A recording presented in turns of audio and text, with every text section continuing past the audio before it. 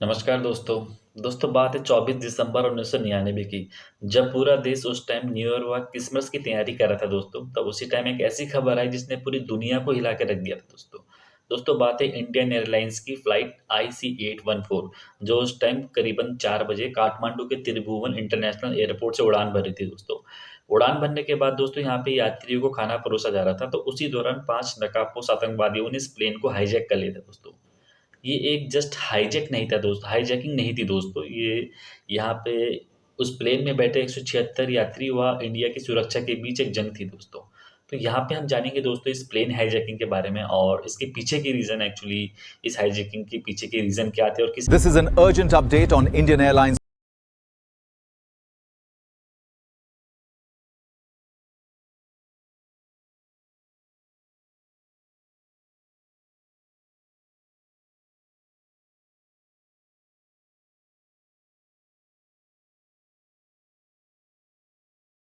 तो दोस्तों जैसे ही ये प्लेन हाईजैक होता है उसके बाद हाईजैकर्स ने सभी यात्रियों की आंखों में काली पट्टी बांध दी जाती है दोस्तों यहाँ पे। और यहाँ पे फीमेल्स पैसेंजर्स व मेल पैसेंजर्स को दोनों को अलग अलग बैठा दिया जाता है दोस्तों। और उस टाइम के दोस्तों जो प्लेन के कैप्टन थे श्री देवी सरन जी, उनके सिर पे बंदूक रख दी जाती है और उनको प्लेन की डायरेक्शन चेंज करने को कहा जाता है दोस्तों, राइट। उस टाइम जो हाईजैकर्स थे दोस्तों वो प्लेन को लाहौर ले जाना चाहते थे। बट उस टाइम जो लाहौर की अथॉरिटी थी दोस्तों, एयरपोर्ट की ATC, एयर ट्रैफिक कंट्रोलर, उन्होंने स्ट्रिक्टली मना कर दिया था कि ये प्लेन लाहौर नहीं उतरेगा। आई थिंक दोस्तों पाकिस्तान दुनिया के सामने यही कहना चाह रहा था कि इस हाईजैकिंग में पाकिस्तान का इन्वॉल्वमेंट नहीं है, या फिर पाकिस्तान खुद को क्लीन चिट देना चाह रहा था दोस्तों, बट ऐसा नहीं है, आगे जानेंगे उसके बारे में। और लाहौर ने बिल्कुल मना कर दिया दोस्तों प्लेन लैंडिंग के लिए यहाँ पे। बट उस टाइम दोस्तों प्लेन में फ्यूल भी खत्म हो रहा था, राइट। तो देवी सरन जी ने यहाँ पे हाईजैकर्स को इन्फॉर्म किया कि देखिए फ्यूल खत्म होने वाला है, अगर इसमें रिफ्यूलिंग नहीं किया गया तो आगे कहीं न कहीं दिक्कत होगी दोस्तों।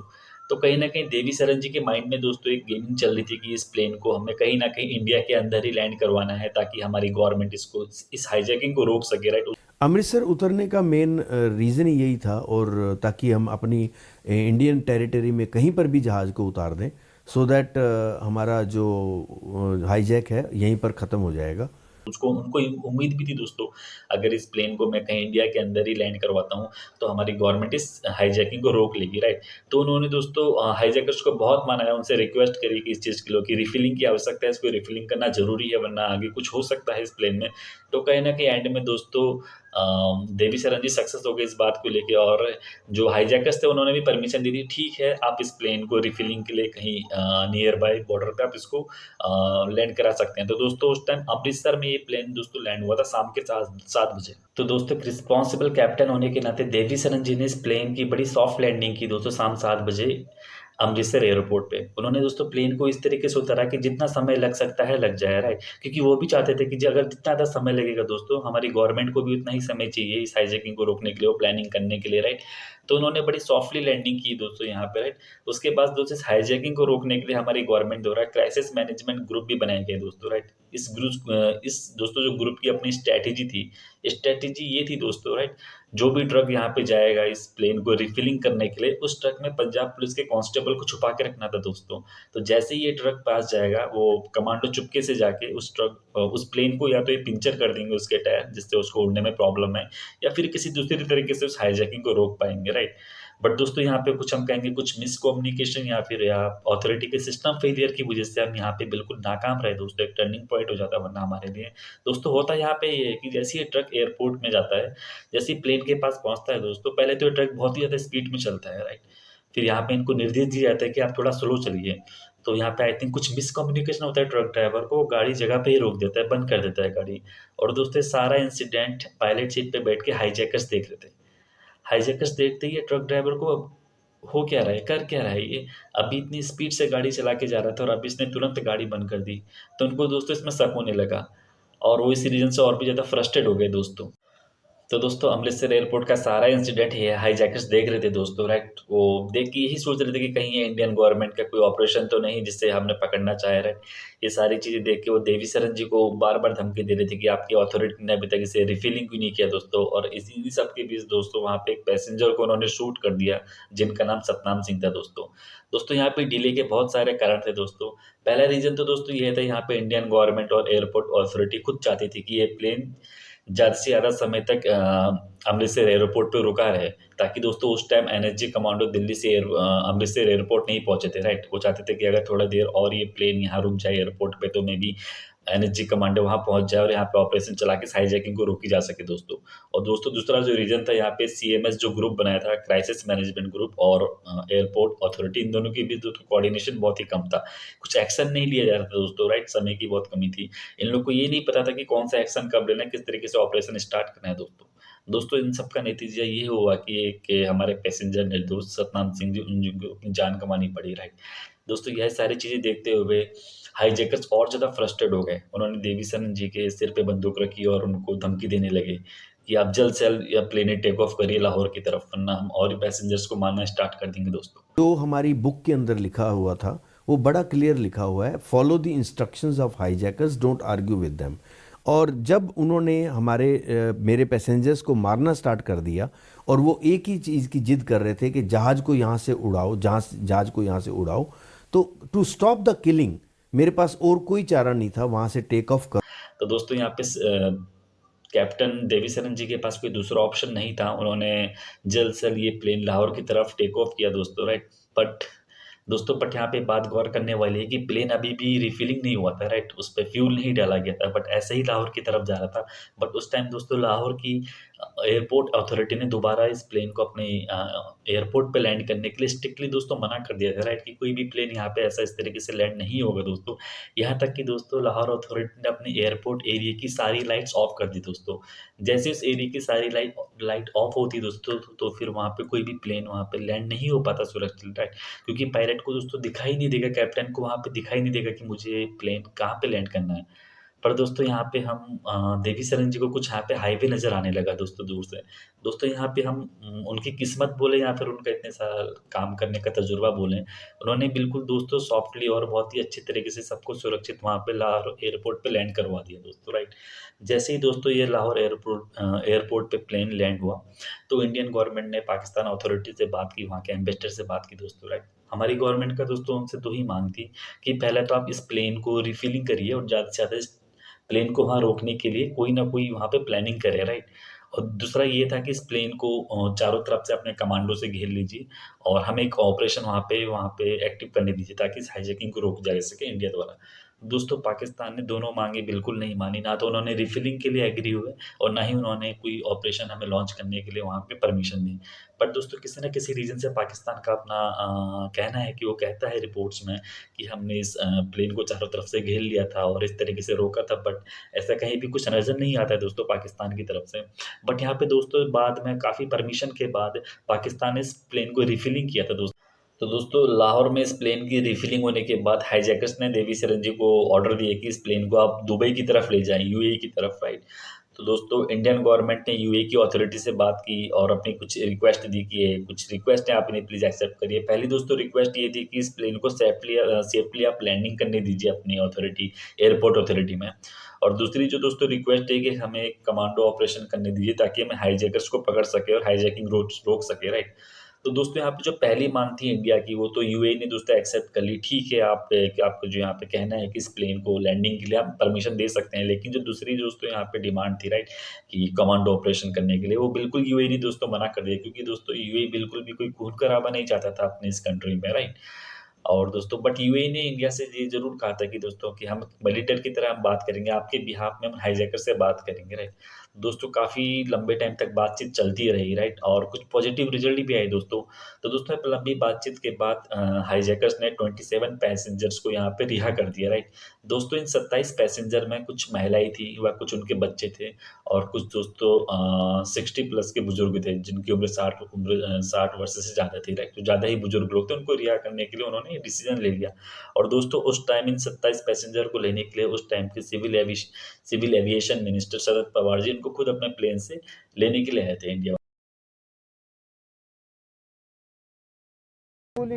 मैरिड कपल था, उनको भी चाकू से दोनों पर हमला हुआ था, सतनाम पर भी और कत्याल पर भी। तो कत्याल को जो चोट लगी गर्दन पर, उसके चलते उनकी मृत्यु, और वो कब हुई है ये पता नहीं है, क्योंकि हर यात्री को उन्होंने तनहा कर दिया था।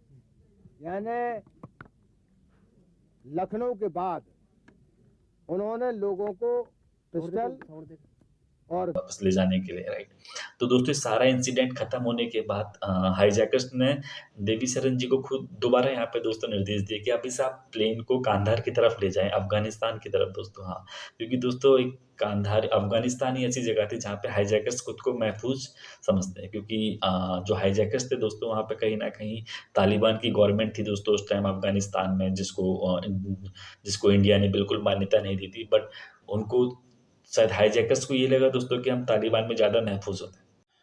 तो दोस्तों जैसे ही ये प्लेन कांधार लैंड हुआ दोस्तों, तो इंडिया में भी सारी चीज़ें नॉर्मल नहीं चल रही थी दोस्तों। इंडिया में भी डेली बेसिस पे बड़े बड़े हाई लेवल पे दोस्तों प्रेस कॉन्फ्रेंस चल रही थी। जितने भी दोस्तों वहाँ पे पैसेंजर थे जो प्लेन में, उनको बंदी बनाया गया था, उनकी फैमिली वाले बार बार गवर्नमेंट को दोस्तों टॉर्चर कर रहे थे और कहीं ना कहीं उन पर प्रेशर डाल रहे थे कि आप अभी तक आपने कोई स्टेप क्यों नहीं लिया, क्या रीज़न है, राइट। और यहाँ पे दोस्तों बार बार पीएम ऑफिस के बाहर पे लोग धरना दे रहे थे। और दोस्तों यहाँ पे जैसे ही प्लेन कांधार दोस्तों लैंड करता है, तो तालिबानियों द्वारा दोस्तों चारों तरफ से इस प्लेन के चारों ट्रक व टैंकर दोस्तों लगा दिए जाते हैं, राइट। दोस्तों कहीं न कहीं ये दिखावा करने के लिए कि हाँ, हमने यहाँ पे इस प्लेन को बिल्कुल चारों तरफ से घेर लिया और यहाँ पे इस प्लेन को आगे कहीं जाने नहीं देंगे, राइट। तो दोस्तों यहाँ पे ऐसा बिल्कुल भी नहीं था, क्योंकि तालिबान भी कहीं न कहीं दोस्तों हाईजैकर से मिला हुआ था, राइट। क्योंकि दोस्तों तालिबान खुद ये नहीं चाहता था कि राइट कि इंडिया यहाँ पे अपना कोई ऑपरेशन कमांडो ऑपरेशन करे, राइट, ताकि इन हाईजैकिंग को रोके। तो दोस्तों बेसिकली जो वहाँ पे बैरिकेडिंग की थी और ट्रक वगैरह चारों तरफ लगाए गए थे, वो इसलिए लगाए गए थे कि वहाँ पे जो हाईजैकर्स हैं उनको कोई प्रॉब्लम ना पहुँचे इंडियन गवर्नमेंट द्वारा, और कोई यहाँ पे सर्च ऑपरेशन ना किया जाए, right.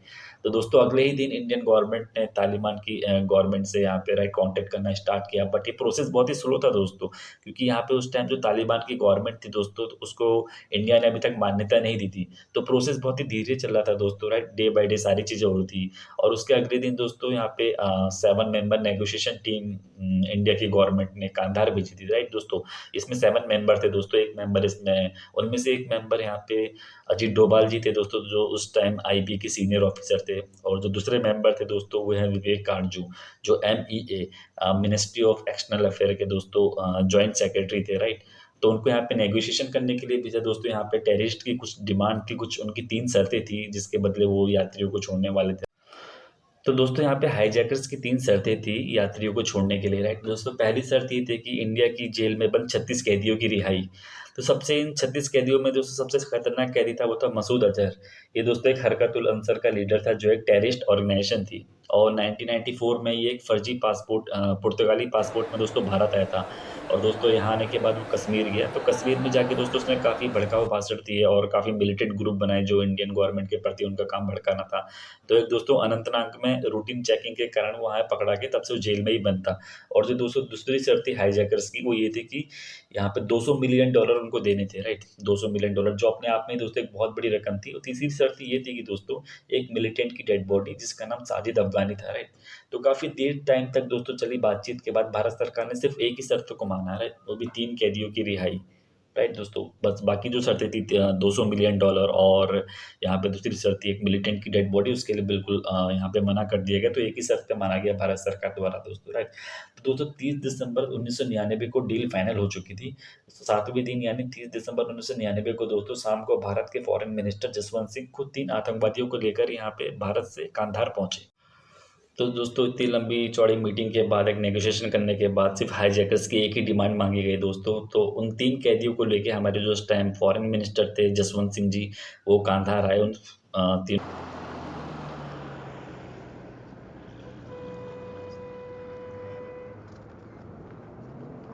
opportunity to say that I came here on a deeply humanitarian issue. Innocent men, women and children have been criminally kept confined during this festive season and this period of light and joy. कैदियों को लेके, right, plane में। तो जैसे ही दोस्तों उन कैदियों को हाईजैकर्स के हवाले किया, और राइट, तो उसके बाद दोस्तों ये डील खत्म हो चुकी थी और जितने भी यात्री थे राइट, वो जसवंत सिंह जी के संग भारत वापस लौट गए दोस्तों। और यहाँ पे एक मज़े की बात ये है दोस्तों, जैसे ही उन 3 कैदियों को हाईजैकर्स के हवाले किया गया और जैसे ही वो जाने लगे दोस्तों, तो वो सीधे पाकिस्तान बॉर्डर की तरफ जाने लगे राइट। इससे दोस्तों एक बात तो ये कन्फर्म है कि राइट, वो जितने भी वो हाईजैकर्स थे और वो आतंकवादी थे राइट, उनका पाकिस्तान से डायरेक्टली कनेक्शन था दोस्तों राइट। तो दोस्तों अब बेसिकली अभी तक तो हमने यही जाना कि हाईजैकिंग कैसे हुई थी और किस तरीके से ये यहाँ पे हाईजैकिंग की जो भी डिमांड थी पूरी हुई राइट। अब दोस्तों हम दूसरी चीज़ इसमें ये जानेंगे कि क्या हाईजैकिंग को रोका जा सकता था दोस्तों। जैसे आपने देखा दोस्तों, प्लेन जो है उन 49 मिनट तक इंडिया की टेरिटरी में ही था दोस्तों, अमृतसर एयरपोर्ट पे ही था और किस मिसकम्युनिकेशन और फेलियर की वजह, सिस्टम फेलियर की वजह से दोस्तों ये राइट। तो दोस्तों सबसे पहला रीज़न है सिक्योरिटी फेलियर का राइट, इंटेलिजेंस फेलियर का दोस्तों राइट। तो सबसे बड़ा यहाँ पे सिक्योरिटी फेलियर ये था दोस्तों कि काठमांडू एयरपोर्ट पे सिक्योरिटी ना के बराबर थे दोस्तों। सिक्योरिटी ना के बराबर होने के कारण ही वो 5 हाईजैकर्स जो थे अपने साथ हथियार और एक्सप्लोजिव लेके प्लेन पे चढ़ सके राइट। अगर वहाँ दोस्तों सिक्योरिटी बहुत ज़्यादा होती, सिक्योरिटी बिल्कुल टाइट होती दोस्तों, तो ना ही दोस्तों ये 5 हाईजैकर्स थे कभी प्लेन पे चढ़ पाते और ना ही ये प्लेन हाईजैक होता दोस्तों। और दूसरा यहाँ पे जो रीज़न दिया जाता है दोस्तों राइट, एक वार्निंग रीज़न बोलते हैं दोस्तों, जिसकी ऑफिशियली कोई यहाँ पे कमिटमेंट या फिर ऐसा कोई डेटा मेंशन है दोस्तों राइट। तो दोस्तों यहाँ पे कहा जाता है कि जब जैसे ही प्लेन दोस्तों हाईजैक हुआ राइट, उससे कुछ टाइम पहले ही इंडियन गवर्नमेंट को यहाँ पे या ऑफिशियली राइट, वहाँ पे कुछ ऐसा कुछ इंडियन गवर्नमेंट को हिंट दिया जाता है, हिंट दिया जाता है वहाँ आगे से कि आपका जो प्लेन है इस तरीके से हाईजैक होने वाला है। तो बस दोस्तों जिस चीज़ की कोई पुष्टि नहीं है, ना ही कोई ऑफिशियली कोई रिकॉर्ड दर्ज किया है, ऐसा कोई हिंट दिया गया था इंडियन गवर्नमेंट को राइट। और अगर मैं तीसरी जो यहाँ पे फेलियर की बात करूँ दोस्तों, वो है very poor decision making right. जैसे दोस्तों आपने देखा ही होगा, जैसे ही 7 बजे, शाम 7 बजे प्लेन जो है अमृतसर एयरपोर्ट पे लैंडिंग हुई उस प्लेन की, तो उसके बाद से ही दोस्तों कम से कम 49 मिनट तक ये प्लेन अमृतसर एयरपोर्ट पे दोस्तों खड़ा रहा। आप जानते हैं 49 मिनट दोस्तों बहुत होते हैं राइट। तो यहाँ पे तो सबसे बड़ा जो फेलियर रहा दोस्तों, जो अथॉरिटी थी एयरपोर्ट की दोस्तों राइट, उनकी वजह से, क्योंकि यहाँ पे पूरा उन्होंने एक जो सिस्टम था वो पूरा प्रॉपर उसको दोस्तों एक तरीके से लॉन्च नहीं किया। और यहाँ पे कहीं न कहीं सेंट्रल गवर्नमेंट जिन्होंने यहाँ पे सीएमएस क्राइसिस मैनेजमेंट ग्रुप बनाया इस हाईजैकिंग को रोकने के लिए राइट, उसको प्रॉपर तरीके से भी यहाँ पे लॉन्च नहीं किया दोस्तों। और जो एनएसजी कमांडो आने थे दोस्तों दिल्ली से अमृतसर एयरपोर्ट राइट, उनको भी आने में दोस्तों काफ़ी टाइम लगा। और दोस्तों इन सब तीनों चीज़ों के बीच पंजाब पुलिस और एयरपोर्ट अथॉरिटी सेंट्रल गवर्नमेंट के बीच कोऑर्डिनेशन या फिर किसी भी चीज़ को लेकर दोस्तों कोई टाइम मैनेजमेंट नहीं था कि हमने कब ऑपरेशन हमने लॉन्च करना है और हमने कौन सा काम कब करना है राइट, किस तरीके से हम इस हाईजैकिंग को रोकेंगे। तो इस तरीके से दोस्तों ये बिल्कुल भी कोऑर्डिनेशन नहीं था राइट, जो बहुत ही बड़ा सिस्टम का फेलियर है दोस्तों राइट। तो दोस्तों कम्युनिकेशन गैप भी था, जैसे आपने देखा कि एक ट्रक जाना था राइट, जो क्राइसिस मैनेजमेंट ग्रुप में यहाँ पे प्लानिंग की थी कि हम ट्रक को यहाँ पे पंजाब पुलिस यहाँ पे एयरपोर्ट पे भेजेंगे, जिसके अंदर पंजाब पुलिस के कांस्टेबल होंगे राइट, और इस हाईजैकिंग को रोकेंगे। इस तरीके से कुछ प्लानिंग की थी दोस्तों। वहाँ पे भी ट्रक बहुत दूर जाके रुक गया, जिसकी वजह से हाईजैकर्स और ज़्यादा फ्रस्ट्रेट हो गए और उन्होंने एक पैसेंजर को मार दिया जिनका नाम सतनाम सिंह था और रुपीन कत्याल दोस्तों राइट। तो उनको कहीं न कहीं दोस्तों अपनी जान गँवानी पड़ी। तो दोस्तों टेक्निकल फेलियर अगर हम टेक्निकली देखें इस चीज़ को दोस्तों, तो बहुत ही अच्छा हमारे हाथ में एक पॉइंट है इस हाईजैकिंग को रोकने के लिए राइट। बट दोस्तों अनफॉर्चुनेटली हम इस चीज़ को नहीं रोक पाए। दोस्तों यहाँ पे एक इंटरेस्टिंग बात और भी है दोस्तों राइट, क्योंकि ये बात हमें बाद में पता चली यात्रियों द्वारा। एक्चुअली जो यात्री उस प्लेन में थे दोस्तों, उन्होंने बताया वहाँ पे जो हाईजैकर्स थे दोस्तों, 5 हाईजैकर्स, उन्होंने अपना कभी भी जब किसी को बुलाते थे दोस्तों, वो अपने रियल नेम से नहीं बुलाते थे। उन्होंने वहाँ पे कोड वर्ड रखा हुआ था दोस्तों राइट। तो बेसिकली हम उन 5 हाईजैकर्स के बारे में जानेंगे दोस्तों, उनके रियल नेम और उनके कोड नेम के बारे में राइट, जिससे वो एक-दूसरे को वहाँ प्लेन में बुला रहे थे। जो पहला नाम था दोस्तों, पहला नाम था इसमें इब्राहिम अख्तर। इसको जो चारों और हाईजैकर्स थे चीफ के नाम से बुलाते थे दोस्तों। ये उनका लीडर था उस टाइम, ये उनको प्रॉपर लीड कर रहा था राइट। और दोस्तों ये मौलाना मसूद अजहर का सगा भाई भी था राइट, तो इसको चीफ का कोड नेम दिया गया था। दूसरा था साहिद अख्तर, जिसको डॉक्टर बोलते थे। तीसरा था दोस्तों सनी अहमद काजी, जिसको बर्गर नाम दिया गया था। उस टाइम दोस्तों ये भी बताया जाता था जो बर्गर कोड नेम वाला हाईजैकर्स है वो यात्रियों के संग ऐसा बिहेव, बिल्कुल फ्रेंडली बिहेव कर रहा था और बच्चों को काफ़ी इसने फ्रेंडली बिहेव अपने से इस तरीके से बिहेवियर किया उनके साथ राइट। इस तरह यात्रियों जा रहा था दोस्तों, ये भी कहा जा रहा था। और दोस्तों चौथा हाईजैकर्स था, उसका नाम था मिस्त्री जहूद इब्राहिम, जिसको भोला कोड नेम दिया गया था। और पांचवा था दोस्तों साकिर, जिसको शंकर कोड नेम दिया गया था राइट। ये पांचों लोग दोस्तों पाकिस्तान के आतंकी ग्रुप से जुड़े हुए थे, जिसका नाम हरकत उल मुजाहिदीन था दोस्तों। ये एक पाकिस्तानी बेस्ड मिलिटेंट ऑर्गेनाइजेशन था दोस्तों राइट। तो दोस्तों एक पाकिस्तानी बेस्ड मिलिटेंट ऑर्गेनाइजेशन था दोस्तों, जिनका एक ही उद्देश्य था अपने मेन लीडर मसूद अज़हर को छुड़ाना दोस्तों, राइट।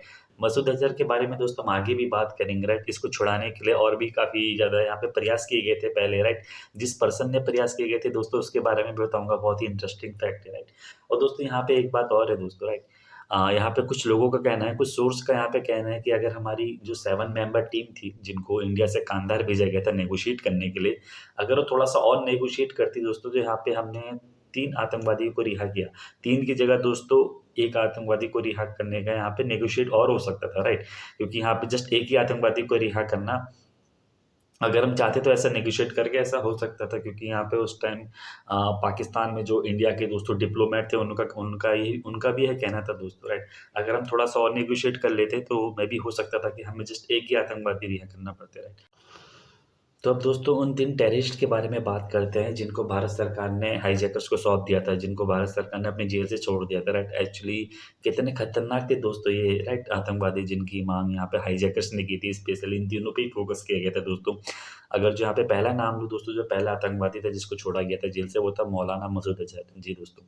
आपने दोस्तों ये नाम पहले भी सुना होगा मौलाना मसूद अज़हर का, जो अपने आप में ही एक यूनाइटेड नेशन उससे टेररिस्ट है दोस्तों, यूनाइटेड नेशन ने इसे ग्लोबली टेररिस्ट का नाम खिताब दिया है दोस्तों यहाँ पे, क्योंकि दोस्तों मसूद अज़हर ने बाद में हरकतुल मुजाहिदीन को छोड़कर उससे भी ज़्यादा एक खतरनाक ग्रुप बनाया दोस्तों, राइट, जिसे जैसे मोहम्मद के नाम से भी जाना जाता है। आपने नाम पहले भी सुना होगा दोस्तों, जैसे मोहम्मद ग्रुप, जिसे मसूद अज़हर लीड करता है।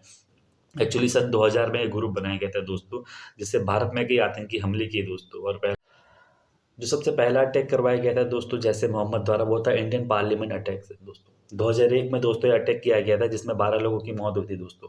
दूसरा अटैक था दोस्तों पठानकोट एयरबेस अटैक 2016 में दोस्तों, जिसमें कुल 8 लोगों की मौत हुई थी। उसके बाद उरी अटैक था दोस्तों, पुलवामा अटैक था, और उसके बाद जम्मू कश्मीर में कई आर्मी आर्मी कैंप में दोस्तों यहाँ पे बम ब्लास्ट किए गए, राइट। तो मसूद अज़हर का दोस्तों जो भी जितनी भी घटनाएँ हुई दोस्तों, उसके पीछे ही बताया जाए कि मसूद अज़हर का हाथ था, और जो ऑर्गेनाइज़ेशन थी उनकी, जैसे मोहम्मद, उनके द्वारा ही सारी चीज़ें की गई थी दोस्तों, राइट। दोस्तों इन सब हमलों के बाद 2019 में यूनाइटेड नेशन द्वारा मसूद अज़हर को ग्लोबल टेररिस्ट घोषित कर दिया गया, राइट। और जो मैं दूसरे टेररिस्ट का नाम बताऊँ दोस्तों, राइट, जिसको यहाँ पे रिहा किया गया था, वो है अहमद उमर सईद शेख। जी दोस्तों। दोस्तों एक ये ब्रिटिश पाकिस्तानी नागरिक था, और इसे अंग्रेज़ी भाषा का बहुत अच्छा ज्ञान था, राइट, जिसका इस्तेमाल उसने दोस्तों इंडिया में आए फ़ॉरेनर्स को किडनैप करने के लिए किया है, राइट। तो दोस्तों मैंने आपको पहले एक बात बताई थी, राइट, क्योंकि मसूद अज़हर को दोस्तों छुड़ाने का प्रयास पहले भी किया गया। तो दोस्तों यहाँ पे एक ब्रिटिश पाकिस्तानी सिटीज़नशिप यहाँ पे नागरिक था, अहमद उमर सईद शेख। ये इंडिया आके दोस्तों फ़ॉरेनर्स को अपने बातों में उलझा के उन्हें किडनैप करता, और फिर भारत सरकार से माँग करता कि आप मसूद अज़हर को छोड़ दीजिए, वरना हम इन फ़ॉरेनर्स को मार देंगे, राइट। तो इस तरह के दोस्तों पहले भी कई प्रयास किए गए उमर सईद शेख द्वारा, राइट। और 2002 में दोस्तों इसने वॉल स्ट्रीट जर्नल के अमेरिकी पत्रकार थे डैनियल पेल, उनका भी अपहरण किया और उसकी भी हत्या कर दी गई दोस्तों। और दोस्तों यहाँ पे जो तीसरा टेररिस्ट था उसका नाम था दोस्तों मुश्ताक अहमद जरगर। दोस्तों ये कश्मीरी आतंकवादी संगठन अल उमर मुजाहिदीन का प्रमुख था दोस्तों। तो दोस्तों ये तीनों टेररिस्ट थे, आपने देखा इनको छोड़ने के बाद इन्होंने, जो सबसे मेन था दोस्तों मसूद अज़हर, उसने कितने यहाँ पे राइट बम ब्लास्ट किए और किस तरह के दोस्तों यहाँ पे इंसिडेंट को उसने अंजाम दिया, राइट। तो दोस्तों अभी तक आप लोगों ने जाना इस इंसिडेंट के बारे में, इस हाईजैकिंग के बारे में, हाईजैकिंग कैसे हुई, राइट, और ऐसे क्या-क्या फेलियर थे इंडियन गवर्नमेंट द्वारा जिस वजह से हम इस हाईजैकिंग को रोक सकते थे। बट अनफॉर्चुनेटली दोस्तों हम इस हाईजैकिंग को रोक नहीं पाए। और गौर करने वाली बात ये भी दोस्तों 1999 के बाद से अभी तक इंडिया में कोई भी दोस्तों हाईजैकिंग नहीं हुई, राइट।